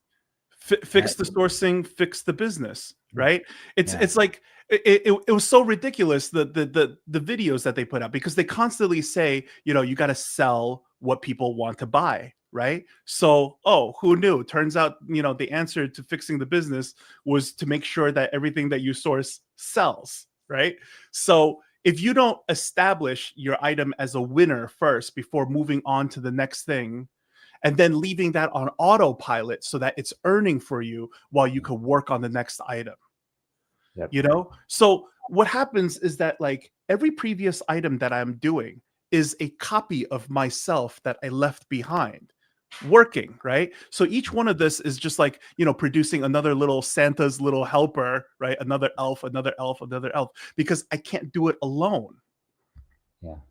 Yeah. I love that analogy. That's great. I think about it like, yeah, like, and that's even better than the typical eBay analogy, which is fishing poles. Maybe each Mhm. item is like a fishing pole that goes into the pond, and you might catch a fish of a single customer, but then you got to go run out and place another fishing line out there with a new bait every single Mhm. time. And you're Right. out here building little automatons to be able to produce Right. multiple items and just put that a little bit of extra work on the front end. But that's business, right? And Right. that's a form of business, always. That's scalable business. I mean, I think a lot of people are very used to just a very simple form of like, I make a thing, I hand it to my customer one by one. I've seen, that's the business people see. They see bakeries. They see a baker baking a thing, handing it to the customer. Like, that's business, right? But there's a lot of business Right. behind the scenes that a lot of people don't think about. Much different scale, like, and it can scale all the way up. And with the internet, you can keep it small. Like, you're done with VAs and contractors and scale it really to whatever Yeah, size a lot of you people like. have wholesome thought, right? Where it's like, I would love to have a little bakery. I just do my little thing and I bake some breads and then people, while, yeah, but you could scale to like Entenmann's, you could be Pillsbury, like you could keep going with this bakery thing. And a lot of people in the beginning, like, I don't want to, right? Yeah, the you today can't do it, right? But if I showed you a crystal ball 20 years in the future, like you have this multi-million dollar bakery business and stuff, you're just like, how is this possible? Well, Mm, meet yourself and you see how much you've learned and how much you've like over time, because everything that you do is another drop in the bucket, right? All of your experience. The only problem is that when we're doing reselling, the sales history, it doesn't matter, right? The sales history has to matter. Okay. mm, I'm selling 25 every single day is because I used to sell 5 every day and that counted towards it. So yeah. every sacrifice that I ever made is still working for me. So it's not even just about like me building like one Santa helper after the other. Every action that I ever did works for me to define like what the future is, like all the future results, right? So Mm, mm, when we come back to talking about like, hey, what kind of numbers should I show and stuff like that, listen to our conversation and what we're talking about. You don't need to see what my bank account is. Do I make any sense? Do I make sense or do I don't make sense? Or do you think selling, one by one makes more sense? Then go do that. And it's just like what my dad says. You know what I mean? You doubt it? Don't do it. It's fine. mm, The end of story. You're the one who's missing out. You know? mm. I love Right. how you've developed that ability to fight for your own ideas. You're like, Right. if you're not going to get that help, if your parents coming to rescue you to fight for your own dreams, you've really developed that ability to But that's the get up heart there. of the Yeah, entrepreneur, right? yeah, of course. Nobody's going to come and save you, including your own dad. If Yeah. anything, sometimes I wonder if he secretly knew that reverse psychology is what's going to drive me. You know what I mean? To just tell me, all right, then don't do it. Bye. Mm. You Like, know what I mean? it He's not wouldn't going to spend necessarily work another for all second with you. kids, but I bet it works great for you. Where you're like, I'll show you. Yeah, I get Yeah. that. Yeah, I'm Yeah. that kind of kid too. Yeah. Well, man, this has been so fun. I guess I'd love to borrow your expertise for a little bit. I'm wondering if you were going to improve my business in any way. I mean, you've really given me some deep insights and really Mm. helped me out a lot already. So I'm grateful for that. But do you see any areas where I could improve my own efficiency in my eBay business? Like, lay it on so, me. so we're gonna sneak in a free consultation Yeah, interview. selfishly, not to Sneaky, borrow. I mean, sneaky. yeah, yeah, yeah, yeah. Okay. Uh, I'll do you one better. Okay. I'll just make this bold claim right now. Right. Instead of boosting it by 20%, I think I could boost it by 1,000%. Wow. Honest to God. Okay. So in order to do this, we'll have to break down exactly what your business is, right? You comfortable with that? And Yeah, yeah, absolutely. Yeah. so okay, so I'm gonna take a guess at what your business is, and then you tell you fix like where I might be a little bit wrong, so it's not misrepresented, right? Okay, so the idea is that um, you're in the used electronics into the video game genre, right? And then from there, you first started with a couple of items just to sell everything first and then see what eventually sticks. Now, you're sourcing stuff and you're most likely buying stuff by the pound, right? By weight, right? That is Like how, yeah, I mean, when I'm evaluating something, often it is weighted because it's bulk inventory. That's the best right. they can do for me. And then I'm kind of picking a price per pound that I'm willing to pay. And then that's part where the Mhm. negotiation happens. Right. Yeah. So you had to have built up the vendor contacts, and you probably built it up by whether it was a guy that you knew at a flea market, or maybe like a Facebook marketplace, and then you asked them, hey, can you get more? And then eventually became friends, and that's your vendor contact, right? Yeah. Yeah. No, not. It's people Not that all I, of them. it's all cold calls. No, it's not any personal connections that I had. This is all Oh, they're reaching all out, cold calls that you called Google everywhere. Maps and searching and yeah. This is what it takes to be an entrepreneur, right? To do everything that is redundant, cover all your bases, and then figure out what works, and then okay, repeat those. So you have these vendor contacts, and then you have all the products that comes in, right? And then it's all the, like we said before, it's the tangled stuff, it's the dirty stuff, the roaches crawling all over it, because that way it's not picked through. So Yeah. the biggest bottleneck I've already pointed out in your business is processing itself, Yep. right? Yep.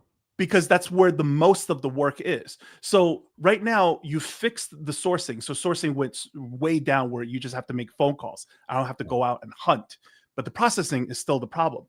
Now, we talked about before, right, that in the reselling world, the biggest problem is the physical cap and hiring help, because you need to segment the business just enough so that it warrants you to hire help, because you can't hire somebody to help you with everything, because they'll learn the business and then you just contributed to your own demise. They'll just become your competitor, because they would make more money working for themselves than whatever you could pay them, because they have to earn more money for you in order to justify their keep.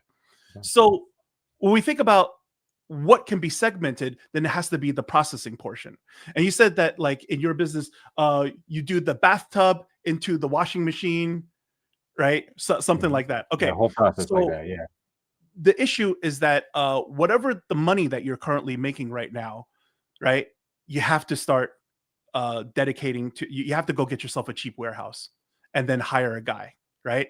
I would even go as far as getting myself some used washing machines and have it set up at the warehouse, and I would use a couple of those cold dip kind of tubs or whatever, so that, like, I throw the controllers in there to wash them before Yeah. I finally have to have somebody go at it by hand with a microfiber towel and, like, some alcohol or something like that, right, to get them polished up real nice. So the segmented work has to be the processing and the shipping portion, and I need to hire somebody in order to do that, and I can't have them come to my home.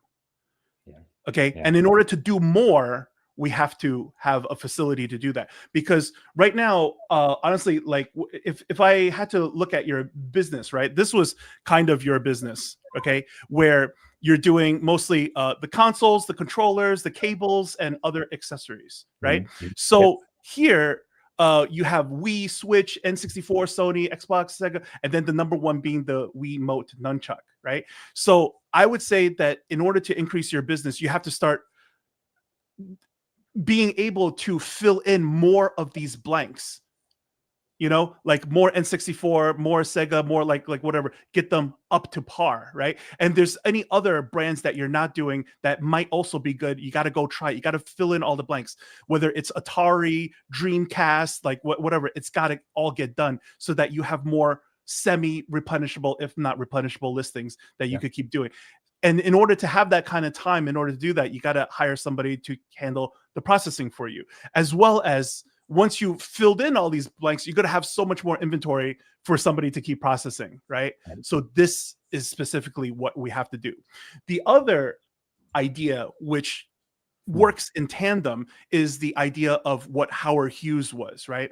Howard Hughes, his father left for him a drill company. He never worked in that drill company a day in his life, but then he went into making Hollywood movies, as well as doing aviation and stuff like that. And that drill company funded all of that. So right now, your eBay business is your drill company. Okay. But here's the thing. All the work that you put in, like, you're killing it in eBay, but the problem is that you're still in the minor leagues, while the major league is on Amazon. So now you got to start thinking about, how do I do this process all over again, even if I have to switch to another item or another genre to get myself into Amazon, because there's 10 times more sales in Amazon. right? Mhm. So Mhm. I'm going to treat this as my drill company so that it funds my ventures into Amazon, because I know I'm cut out for e-commerce on eBay. I'm going to be cut out for e-commerce on Amazon, right? So Mhm. if it requires you to start having private items or whatever, right? You have a good friend, Mason, who can help you, talk to factories and get stuff done and whatever, right? You could talk to him about like how to launch the product. You could talk to him about like, hey, how do we vet some people to be my PPC campaign manager and then handle the ad spend and whatever for me, so that like she'll definitely make it work because she wants to justify her keeping her job. So she's got to make sure that you make money. You see what I'm saying? So the whole symbiosis, it's going to work. And that in itself will probably expand your business at least tenfold. Wow, thank you, man. That is very, very thought provoking. Yeah, you are so right. Not the bottleneck is just me and my two hands processing controllers in a way that I think that I could compound that effort in a way. Mhm. That's got me thinking. Okay, But this is wow. the part where you have to switch from Ramza over to Delita a little bit, because you love being at home, you love being with your kids. Yeah, And yeah, that's yeah, going to end yeah, if we, you know what I mean? Go yeah, yeah. pragmatic and then business focus, because this business, it doesn't care about your family or your feelings or Yeah, anybody's totally. feelings, Those right? commercial leases don't pay themselves. No, I get it, Right. man. So Yeah, yeah, are yeah, we going to focus on growth or not? That's always what the struggle is, right? Between stability and growth. Like right now you have stability, but the stability also comes with stagnation, because it's just, yeah. this is what we're doing. We're plateaued, right? You want growth, it's going to require sacrifice. I mean, Tony Robbins says if you're not growing, you're dying. I mean, things are only getting more expensive. No, So he's super ambitious. Yeah. So yeah, no kidding. I love his ambition. Tony Robbins specifically, he's trying to feed like billions of people before he dies with free mm. meals he's donated all around the world. It's pretty amazing. So, well, Mason, what a joy to have you on the podcast, man. Thank you so much, or the YouTube channel, whatever it is. It feels like a podcast, just two Yeah, bros yeah, hanging out. absolutely. Yeah. Thank you, man. Is there anything else you wanted to share? And if not, maybe I would love to hear your handles and where people can find you online. No, no. Yeah, I think we've covered plenty today. You know, I mean, I don't want to bore people to death, Oh, but it's yeah, so good. people I can can't find wait to me. see the comments, dude. It's gonna be The amazing. it's right there at the bottom. Pegasus Lounge is the channel, and I also have a website, pegasusblueprint.com, if you're interested in developing your own product. And I have a little bit too many signups, so I'm going to be closing that thing for a little while. Oh, yeah, and make sure you do a good job. I love that. That makes a lot of sense. Yeah, keep that focus. All right. Awesome, Mason. Thanks so much for joining me, man. What an awesome time. Can't wait to do it again. Okay. Awesome. Thank All you. right, Take care. peace.